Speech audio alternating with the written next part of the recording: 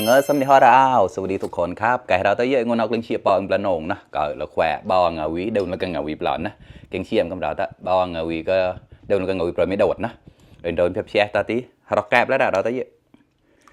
เนี่ยก็แกะปลาโอนะหมายหอมเป็นเงาไม่ลอยหมอนไปหอมไปลอยเก็บใจนะไอ้เนี่ยเกลียงเชียงกับหมูจอนะแดดเดียนะแดดเดียทอดแต่ตอนที่ก่อนนะในใหญ่ๆนะวันนี้มากินข้าวเหมือนเดิมครับเพื่อนๆมาครับน้ำพริกปลาต้มครับมีผักหลากหลายเลยครับแล้วก็มีแกงกุ้งใส่ผักแต่ก็อันนี้เขาเรียกว่าผักอะไรนะคล้ายๆถั่วนะเรียกไม่เป็นภาษาไทยครับแต่คนมอญเขาจะเรียกว่าอะไรนะ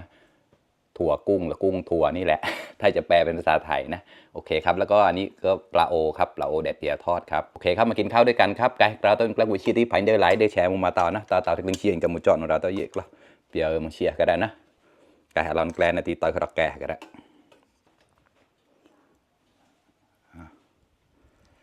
เจ้าใช่นะปวดเจ้าอันพวีคลุกให้เข้ากันเหมือนเดิมครับกระดาษกระ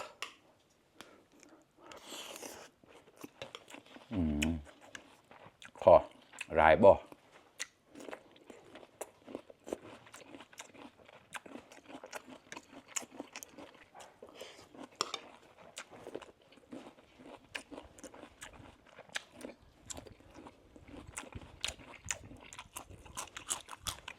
ตัวกรอบ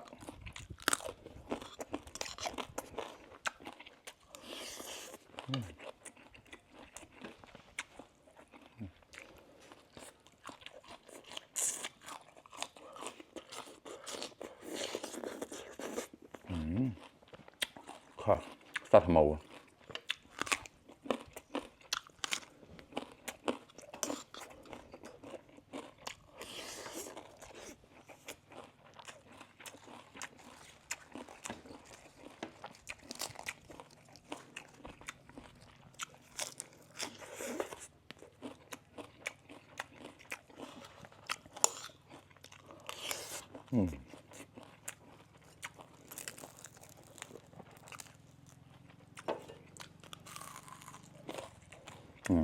ครับ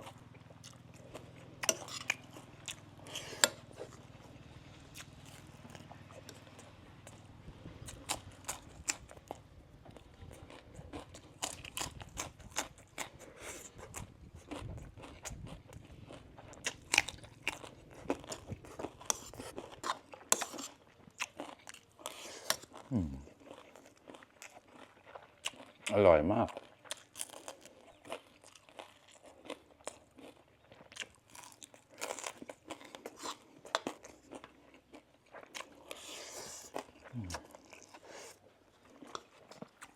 เสียบแขวนแบบนี้ใส่มะเขือเทศด้วยนะครับให้ดวงแจ้ได้เจ้าแล้วก็มเราด้วยนะดวงแจ้ได้เจ้าแจ้ปลายนี่เจ้านะตามแฝงไม่โดดตีโดนก็เงาวิเข้ามาคอโดนผมไม่แควจะนั่นแหละแควผมไม่โดนเกียงเฉียมก็ไอ้โดนกำกาแล้วนะบ่าวเงาวิเราไปกกเซมกกไปรอเก็บใจนะใครรู้คอมเมนต์ให้ทีครับไม่รู้ว่าเขาเรียกว่าถั่วอะไรนะครับอันเนี้ยอร่อยครับคล้ายๆแกงส้มนะครับแต่ใส่มะปังดองมาคุณปาย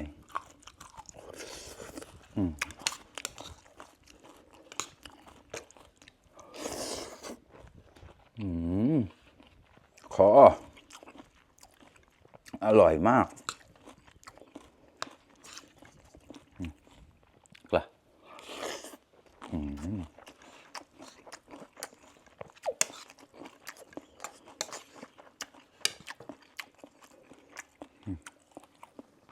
กระดาษกระ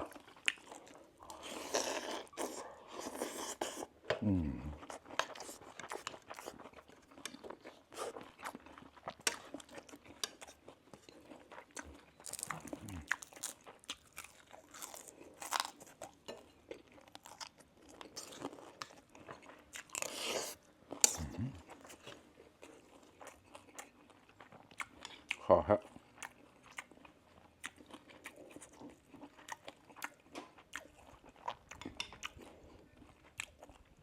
มากับเพื่อนๆมากินข้าวด้วยกันครับกายเราđã tọt từng pon kinh xiênกับmột chọtละ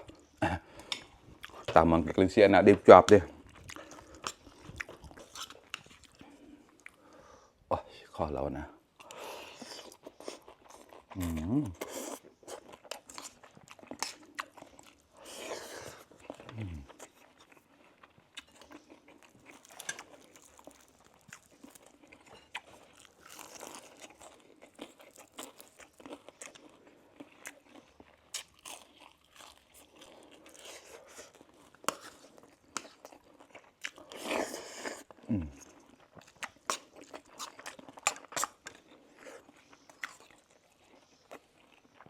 tôi cho nó kẹp một chảo